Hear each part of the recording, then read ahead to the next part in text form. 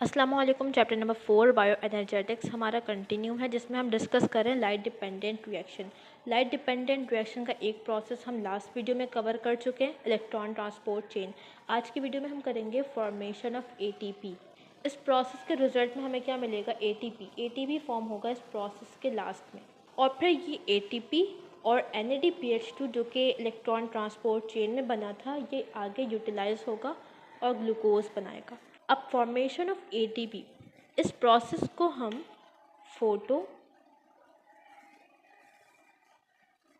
Phosphorylation भी कहते हैं। इस नाम को समझते हैं। फोटो मीन्स लाइट, मतलब ये जो प्रोसेस है ये लाइट में होगा, सनलाइट में होगा। फोस्फोराइलेशन का क्या मतलब है? Addition of phosphate. जिस प्रोसेस में फोस्फेट ग्रुप ऐड हो रहा हो किसी कंपाउंड में, उसे हम कहते हैं फोस्फोराइलेशन। तो यहाँ पर ये जो एडिशन ऑफ फोस्फेट है, ये जो फोस्फोराइलेशन है, ये क्योंकि सनलाइट की प्रेजेंस में हो रहा है, इसलिए इस पूरे प्रोसेस को हमने क्या कहा? फोस्फोराइलेशन। तो फॉर्मेशन ऑफ एटीपी में क्या होगा? सनलाइट की मौजूदगी में फोस्फेट ग्रुप ऐड होगा एक कंपाउंड में। वो कंपाउंड क्या होगा? ADP। ठीक है, ये ऑलरेडी अवेलेबल कंपाउंड है ADP। ये ADP, इसमें फॉस्फेट ग्रुप ऐड होगा और ये फिर क्या बना लेगा? ATP। अब ये प्रोसेस हो कैसे रहा है, इसको हमने देखना है। देखो, फॉर्मेशन ऑफ ATP के लिए हमें चाहिए प्रोटॉन्स। हमने NADPH2 जब बनाया था, वहाँ पर जो एंजाइम था वो इलेक्ट्रॉन्स को यूज़ कर रहा था ना। यहाँ पर जो ATP बनाने का एंजाइम है, इसको चाहिए प्रोटॉन, तभी यहाँ से ATP फॉर्मेशन होगी। अच्छा, मैंने पहले बताया था कि ये जो हमने स्ट्रक्चर बनाया है, ये किसका? थैलेकॉइड की मेम्ब्रेन का। ठीक है, थैलेकॉइड की मेम्ब्रेन का एक पार्ट हमने यहाँ पर लेके बनाया हुआ है, और ये जो प्रोटीन्स हैं ये यहाँ पर लोकेट है थैलेकॉइड की मेम्ब्रेन पे। इसके बाहर स्ट्रोमा है जो कि लिक्विड फिल होता है क्लोरोप्लास्ट में। तो बाहर क्या हो गया? ये स्ट्रोमा हो गया। और इस मेम्ब्रेन के अंदर, इसे हम कहते हैं ल्यूमेन, ये थैलेकॉइड का ल्यूमेन है। तो अंदर क्या हो गया? कि ल्यूमेन वाला पार्ट है। तो अब इस एंजाइम को अगर हमने प्रोटॉन देना है, तो इसके लिए हमें क्या करना होगा? हमें इस ल्यूमेन के अंदर प्रोटॉन की कंसंट्रेशन को बढ़ाना होगा। ठीक है, हमें बाहर से प्रोटॉन को अंदर लेकर आना होगा, और फिर उसके बाद क्या होगा? इस ल्यूमेन में प्रोटॉन की कंसंट्रेशन ज़्यादा हो जाएगी, और फिर ये प्रोटॉन इजीली ये एंजाइम यूज़ कर सकता है। अब हमारे पास कौन से मैकेनिज़म्स हैं ल्यूमेन में प्रोटॉन को इंक्रीज़ करने के लिए, प्रोटॉन की कंसंट्रेशन को बढ़ाने के लिए? दो मैकेनिज़म्स हैं जो कि हमने लास्ट वीडियो में भी डिस्कस किए थे। एक है lysis of water molecule, photolysis of water molecule. जो वाटर मॉलिक्यूल यहाँ पर ब्रेक हो रहा था, यहाँ से क्या रिलीज़ हो रहा था? 4 प्रोटॉन्स। ठीक है, ये 4 प्रोटॉन्स, ये इसका एक सोर्स है प्रोटॉन का। दूसरा सोर्स हमने डिस्कस किया था कि जब इलेक्ट्रॉन प्लास्टोक्विनोन के पास आ रहा था, तो ये इलेक्ट्रॉन्स क्या कर रहे थे? बाहर से स्ट्रोमा से प्रोटॉन्स को अट्रैक्ट कर रहे थे, और कहाँ पर लेकर आ रहे थे? ल्यूमेन में।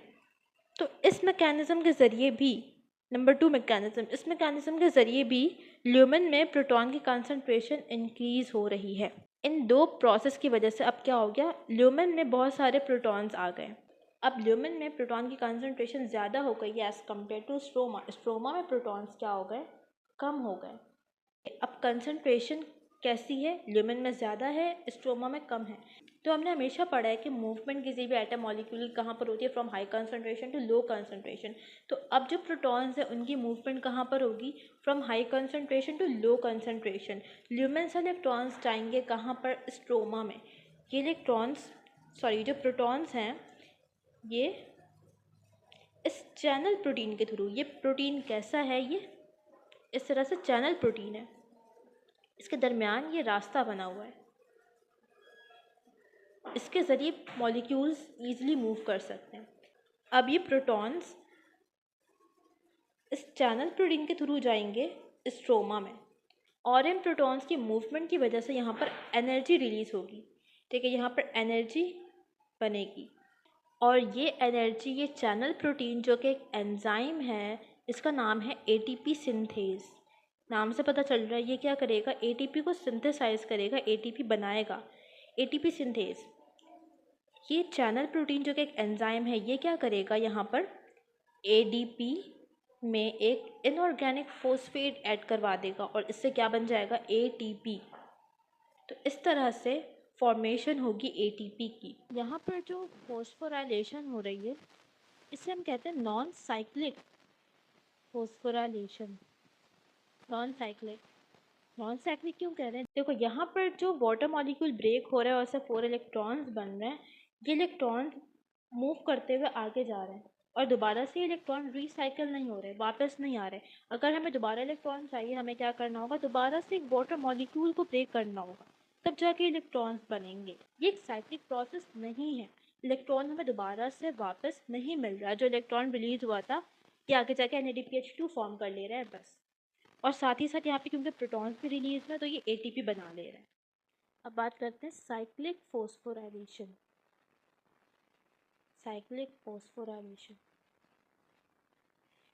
फोस्फोराइलेशन में होगा क्या, फोटोसिस्टम 2 यहाँ से इलेक्ट्रॉन रिलीज हो रहा था और कहाँ पर आ रहा था, फेराडॉक्सिन के पास। अब ये फेराडॉक्सिन क्योंकि एक कैरियर प्रोटीन है, तो ये फेराडॉक्सिन इस इलेक्ट्रॉन को NADP रिडक्टेज में ट्रांसपोर्ट नहीं करेगा, बल्कि ये फेराडॉक्सिन यहाँ से इलेक्ट्रॉन को लेकर जाएगा प्लास्टोक्विनोन के पास। प्लास्टोक्विनोन के पास आने के बाद ये जाएगा साइटोक्रोम BF कॉम्प्लेक्स में, इसके बाद प्लास्टोसाइनिन और फोटोसिस्टम 2। तो यहाँ पर देख सकते हो एक साइक्लिक मैनर में इलेक्ट्रॉन ट्रांसपोर्ट हो रहा है, फोटोसिस्टम 2 से ferredoxin, then plastoquinone, cytochrome BF complex, plastocyanin, photosystem 2, फिर पैराडॉक्सिन, और फिर ये साइकिल इस तरह से कंटिन्यू होगी।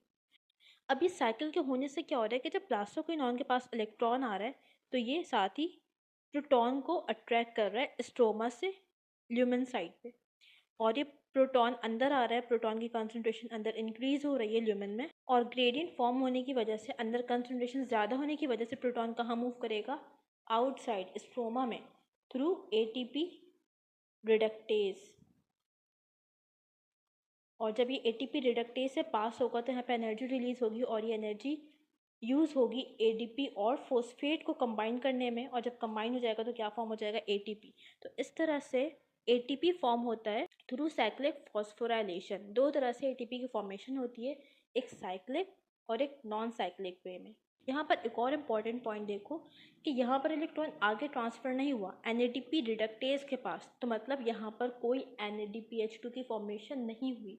तो साइक्लिक फॉस्फोराइलेशन में NADPH2 फॉर्म नहीं होगा। इसके अलावा साइक्लिक फोस्फोराइलेशन में कोई वाटर का मॉलिक्यूल ब्रेक नहीं हुआ, तो यहाँ पर कोई ऑक्सीजन की फॉर्मेशन भी नहीं होगी। जबकि हम बात करें अगर नॉन साइक्लिक की, तो वहाँ पर NADPH2 भी फॉर्म हो रहा था और वाटर भी स्प्लिट हो रहा था, जिसकी वजह से ऑक्सीजन गैस फॉर्म हो रही थी।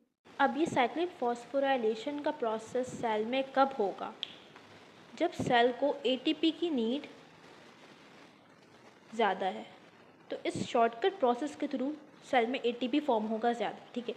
इसके अलावा जब सेल में NADPH2 की कंसंट्रेशन ज़्यादा हो गई है, तो अब सेल को मज़ीद NADPH2 फॉर्म नहीं करना, बट स्टिल उसे ATP चाहिए, तो फिर इस साइक्लिक प्रोसेस के थ्रू ATP फॉर्म होगा। नाउ कुछ डिफ्रेंशिएटिंग पॉइंट्स हैं बिटवीन साइक्लिक फॉस्फोराइलेशन और नॉन साइक्लिक फॉस्फोराइलेशन, जो कि हमने डिस्कस करना है। नंबर 1 है only involve photosystem 1। Cyclic phosphorylation में सिर्फ और सिर्फ फोटोसिस्टम 1 इन्वॉल्व होगा, जबकि नॉन साइक्लिक में दोनों फोटोसिस्टम 1 और 2 इन्वॉल्व होंगे। इसके अलावा साइक्लिक फॉस्फोराइलेशन में जो इलेक्ट्रॉन था वो रिसाइकिल हो जा रहा था, जबकि नॉन साइक्लिक में इलेक्ट्रॉन रिसाइकिल नहीं हो रहा था, बल्कि उस कमी को कौन कंपनसेट कर रहा था, वाटर मॉलिक्यूल। वहाँ पर वाटर की फोटोलाइसिस हो रही थी। इसके अलावा थर्ड है कि release of oxygen doesn't occur cyclic phosphorylation में, क्योंकि हाइड्रोलिसिस नहीं हो रही है वाटर मॉलिक्यूल की, तो यहाँ से कोई ऑक्सीजन भी रिलीज़ नहीं होगा, जबकि नॉन साइक्लिक में रिलीज़ होगा। इसके अलावा NADP is not reduced. Cyclic में NADP की रिडक्शन नहीं होती, जबकि नॉन साइक्लिक में NADP की रिडक्शन होती है और वो क्या बन जाता है, NADPH2। लास्ट पॉइंट है कि photolysis of water doesn't occur. Cyclic में फोटोलाइसिस ऑफ वाटर नहीं होती, वाटर मॉलिक्यूल ब्रेक नहीं होता, जबकि नॉन साइक्लिक में वाटर मॉलिक्यूल ब्रेक होता है। तो 4 इम्पॉर्टेंट इवेंट्स हैं जो कि लाइट डिपेंडेंट रिएक्शन में हो रहे हैं। कौन से? Number 1, photolysis of water molecule की break down in the presence of sunlight, इसे हम क्या कहते हैं, फोटोलाइसिस। दूसरा क्या है? इलेक्ट्रॉन ट्रांसपोर्ट चेन, ठीक है, जिसमें फोटो सिस्टम 1 और 2 इन्वॉल्व हैं। थर्ड पॉइंट है रिडक्शन ऑफ NADP। 4 है फॉर्मेशन ऑफ ATP या फिर फॉस्फोराइलेशन। तो ये 4 इम्पॉर्टेंट इवेंट्स हैं जो कि ड्यूरिंग लाइट डिपेंडेंट रिएक्शन हो रहे हैं। यहाँ पर हमारा टॉपिक कंप्लीट होता है लाइट डिपेंडेंट रिएक्शन का। नेक्स्ट वीडियो में हम कवर करेंगे लाइट इंडिपेंडेंट रिएक्शन।